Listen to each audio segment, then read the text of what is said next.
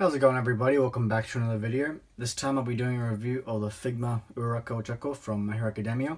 Now I have reviewed this figure already, however I wasn't really happy with how it turned out because the audio was really quiet, and I know my audio is already kind of quiet in my reviews. I'm not too sure how to fix that. I still haven't figured it out yet how to fix that issue. But yeah, my original review was especially quiet because I was talking like this the entire time. So yeah, this time I think I might talk like this in this review so you can hear me a little bit better. And also I missed a bunch of points in that original review, so I'm a little bit OCD. I wanted to just redo this review, to be honest. So yeah, going over the box first now. There we have the box. It doesn't quite fit into frame. Can I adjust the camera 1 second? There we go. Number 470 in the line, so there's a lot of Figmas out there. I remember this figure coming out, it was actually really delayed. She was meant to come out before the Kirishima and Todoroki, but she came out afterwards.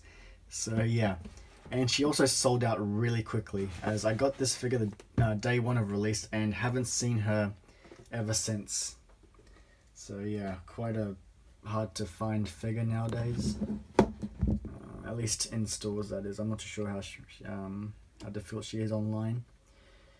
So yeah, now onto the figure. Overall, painting and sculpting this figure is really well done. I do have just a couple of minor issues with this figure, but we'll get into that later in the review. But yeah, she does look really anime accurate, especially the face. However, it does look a little bit creepy from some angles. Just the default face I'm talking about. I don't know, the smile just is a little bit creepy from like certain angles. I don't know, just really wide open eyes and the sort of scary looking smile. I don't know.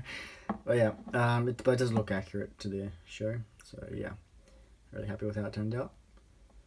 And the hair is really nicely sculpted down to the body. The black is all glossy black paint. And then the matte finish, or the matte pink around the body as well. And the crotch piece here is a sort of a loose floaty piece, which is a kind of strange, but no pun intended. But the it does help with the articulation, I guess, so I can't really complain. But yeah, overall, design this figure is really well done in my opinion. No issues with the paint at all.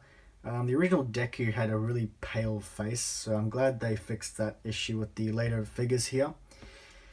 So yeah, on with the articulation now. Her head moves up, her head moves down a little bit hindered by the hairpiece. Side to side, rolls around. Arm moves out, swivels here. You can rotate it, however the hairpiece, the front hairpiece here, kind of gets in the way of the articulation, so you do need to move her head sort of to the side if you want to have a fist or arm move straight forwards. So yeah, and she does also come with an alternate hairpiece that's a lot softer, but it doesn't really help in my opinion. Yeah, moves out, swivels. I think I already went over that. Elbow bends, adjustable peg at the wrist, and this pink little piece here does rotate as well, but it's not really meant to, I think. Upper waist rotate, or ball joint here, and ball joint down here. Leg kicks up, back a little bit, spreads out, and the bend at the knee. And nothing at the ankles, because it's just one big piece here. But can't really complain because it is a really thick shoe, so I don't see how they could have given us any articulation there. So no biggie. So yeah, overall, articulation's pretty decent. Again, just a bit weird with the hair and the arm there. But apart from that, it's really good. Now for the accessory, she does come with a default face here, a pair of fists. She also comes with an alternate hairpiece, which is a much softer plastic, but again, it doesn't really help with the articulation at all. It does come with one of this thumbs up hand, 2 open palm hands, A bit unfortunate that they don't have the pink circles on the tips of the fingers. Just a minor little detail that they missed, I guess, or just didn't put in. Grabby hands, but nothing to grab, which all of these My Hero Academia figures come with a grabby hand, but they don't actually come with something to grab, which is a bit strange. Another thing that's a bit strange is that she comes with an extra elbow piece here, which is a bit strange. I keep saying bit strange, but yeah, it is a bit weird because usually Figmas come with an extra wrist peg, but in this case it comes with an extra elbow peg, which not too sure why.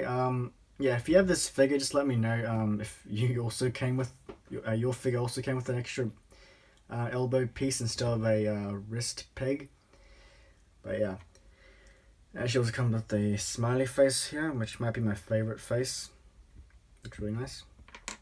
And then also a yelling face, which also is painted and sculpted really nicely. Does come with a rock with a stand on it. Be careful when you peg this stand in here, or clip the stand in, because this translucent plastic the stands are made out of is really brittle on the Figmas, and I have actually snapped this claw piece before. Not this one, but another figures. And of course the Figma stand here. And lastly, an alternate head with the helmet on, and wow, it's completely unfocused.